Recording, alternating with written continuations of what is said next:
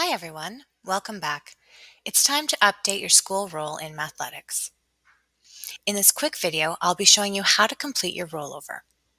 Before starting this process, please have your admin login credentials and school roster ready to go. Let's get started.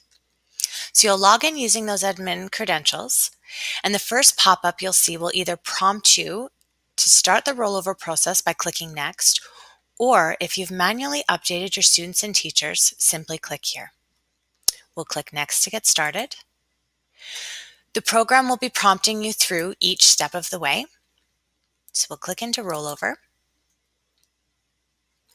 And at this point, you can either download last year's school roll and make any necessary changes, adding new students and teachers and removing old ones, or you can download this spreadsheet and copy and paste your school roster into it. Once you've made all of the changes, save to your computer and click Next.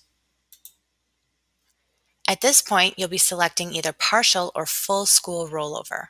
Most schools will select full rollover as it will update all of their students and teachers.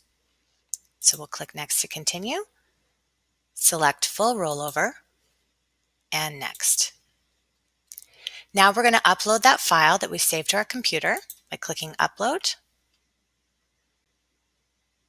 and click on the Excel file you've saved, Open. And at this point, the program will be scanning for any errors like duplicate students or teachers. If you see an error message, simply make the changes in the spreadsheet and re-upload. Then click Confirm and Proceed. And now you've completed your rollover. Have a great year, everyone.